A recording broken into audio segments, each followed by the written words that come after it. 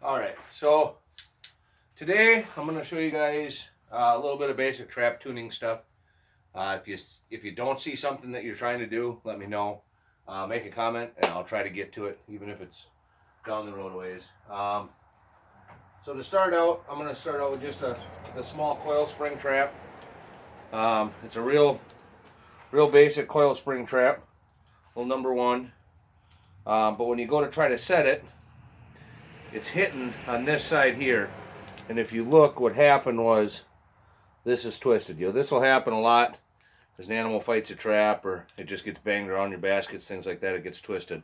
So you just take your pliers, okay, whatever you've got. Oh, sorry.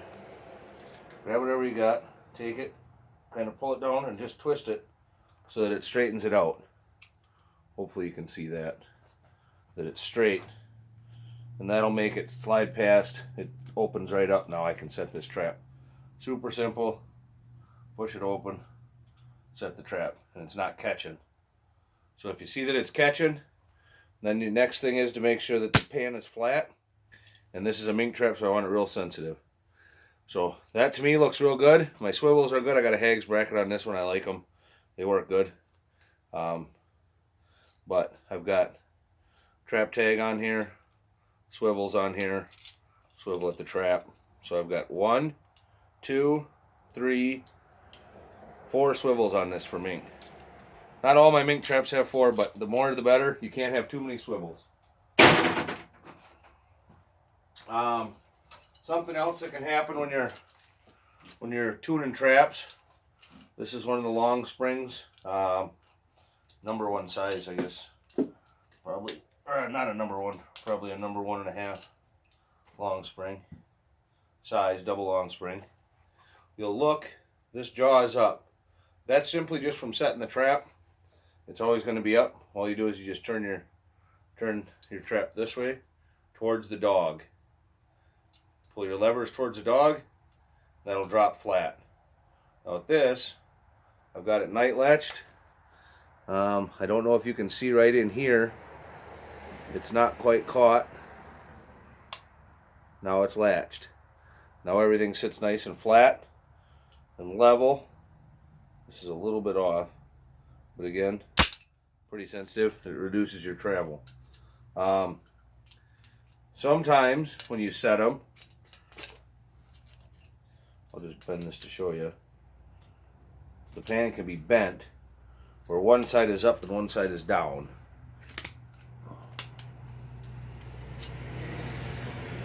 Okay. Again, if you look right in here, you can see the notch where I notched that out, and it sits right in. But now, when you set this, one side is high and one side is low. So basically all you do, just like I did to make it do that, and that'll happen again if they're fighting or gets wrapped up with a chain or something, is just take it and bend it back the way that you want it and set it. You're good to go. Again, watch your night latch. It's set. Now we're back to level again. If you can see the pan is level, and these are set. So that's set. That's ready to go into the ground.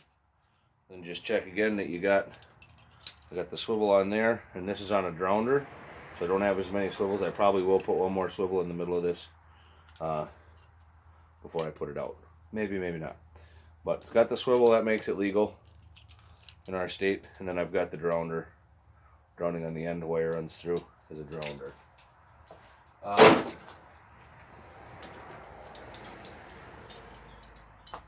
So this is the little number 1 single Longspring.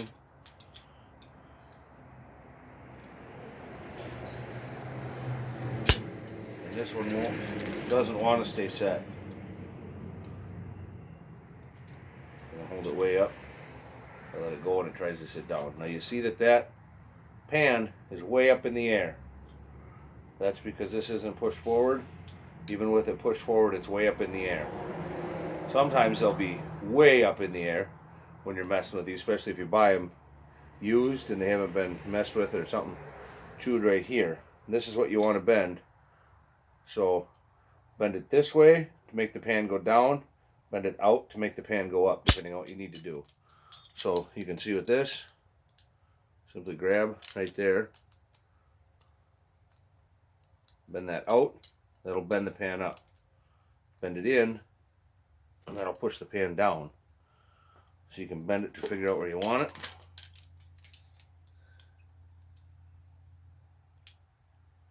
Now it's almost too low.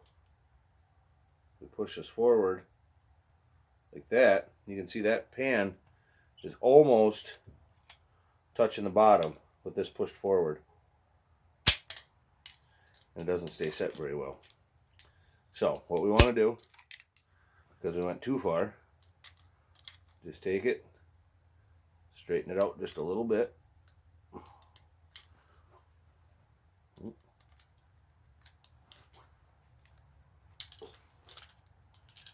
Reset it. Push this forward in the back. There we go. That looks pretty good. We can, again, you can adjust this up and down by where you put the lever. You can get it to drop nice and flat. So that looks like it's pretty level. We push it forward. Yep, it stays nice and level. Real simple. Good one. Again, swivel on the main trap. And this is one that I recently bought, so I have to put a trap tag on, a different trap tag on it, and I'll have to put a swivel on this end that I can also use as a grounder. But that's what you do, is you go through your traps, check them and get them ready for the water.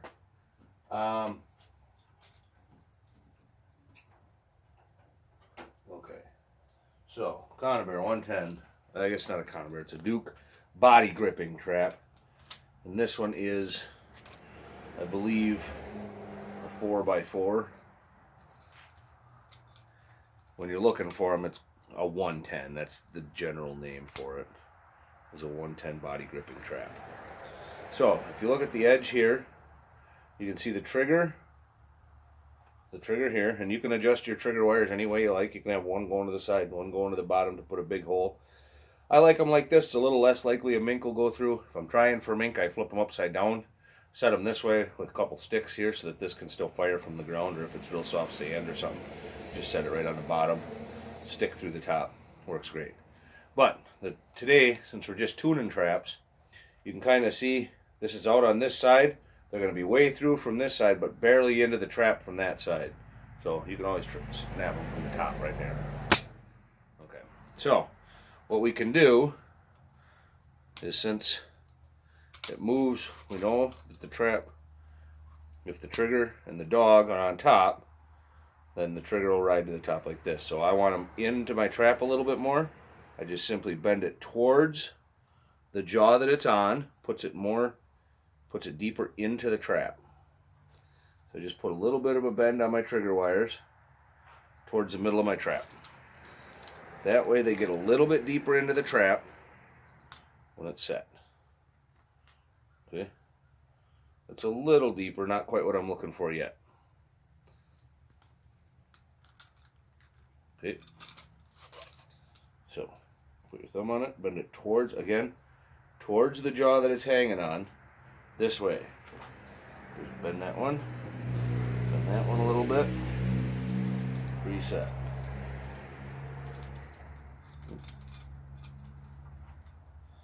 I might have got a little closer. I don't know if you guys can see how we're setting. Always when you're setting these, keep your fingers on the outside.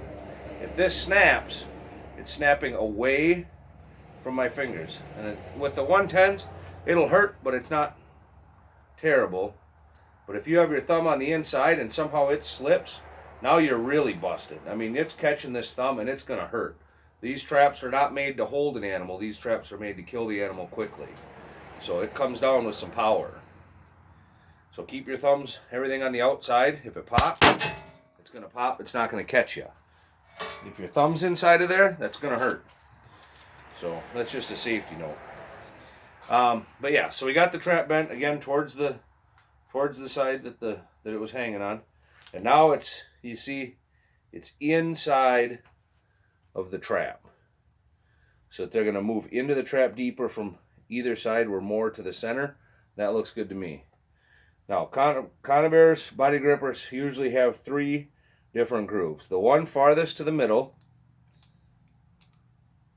is going to be the hardest or the most movement to the trigger. The trigger is stiff. See how far I can move that trigger? It's not popping. Next one's a little bit less movement and a little bit less difficult to move. Okay?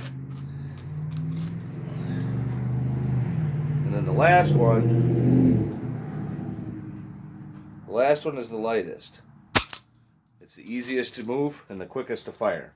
So depending on what you're trying to do, depends on where you want to set it. You know, if you're in front of a muskrat den, you know, you can have it set on the most solid one. Or if your trap keeps firing on you for no reason, you're not catching anything, set it on a heavier setting. Usually I set them like this. They sit on the bottom pretty decent when they're set like this, and they're easier to stabilize. But really up to you what you want to do with it. And you can reach to the middle here and you can kind of get your trap, it's called getting it started. I usually do it while I'm still holding the springs. See here, it doesn't, the trigger doesn't wiggle. If you hold this just a little bit and just get a little bit of a wiggle to it, hopefully you can see that wiggles. It'll allow, I feel, when the animal puts their face on it or it hits their body, it gives that little bit and they just keep pushing through it. So that's what I do with those. But that's pretty simple.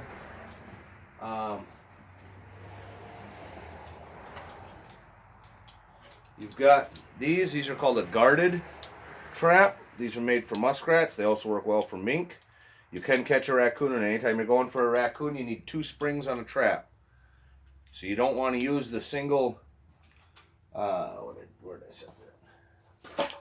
You don't want to use a single long spring for a raccoon, because the way the raccoon is, if he gets his foot on here, he can start to push that open and escape your trap. You don't want that. This counts as a second spring coming across. Guarded traps, the guard comes over first.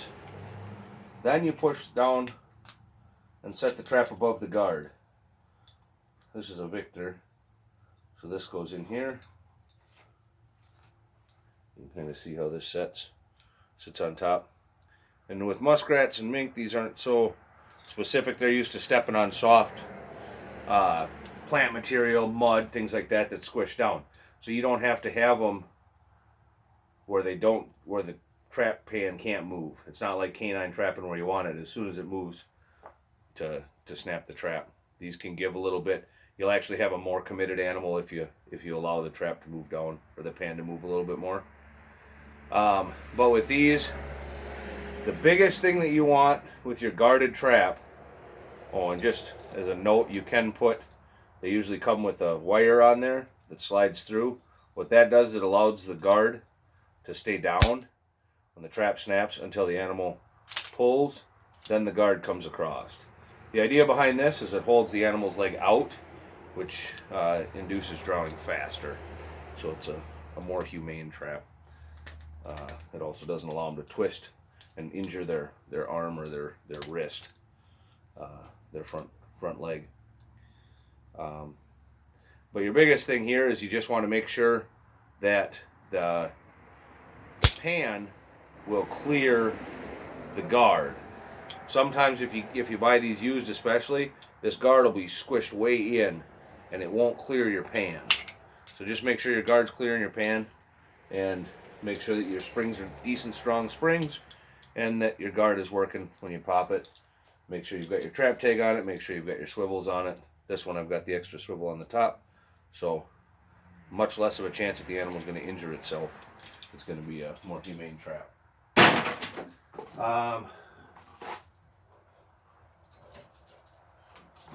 This is another 110. This is an older 110. You can see it's just got the square jaw versus this one has the square jaw. And this one has, that we were working with a minute ago,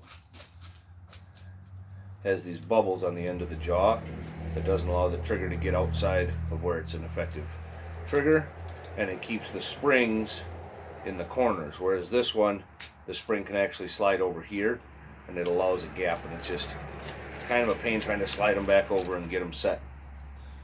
So this is the older one. There's nothing wrong with these. These work just fine. They're great muskrat traps, decent mink traps. Mink, I prefer a 120, which is just a 110 with an additional spring on the other side. Like I say, this one here, the triggers are more tuned to the middle, which is fine. Oh, fingers on the outside, that's always good.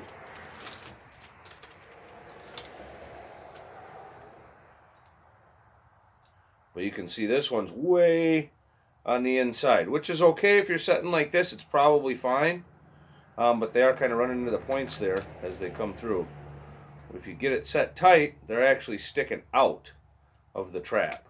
So again, just take it, and this time we want to bend it towards the jaw that doesn't have it, because we want to move it out of the trap a little bit, or back to the other side. So now we should be looking pretty decent. We set it up.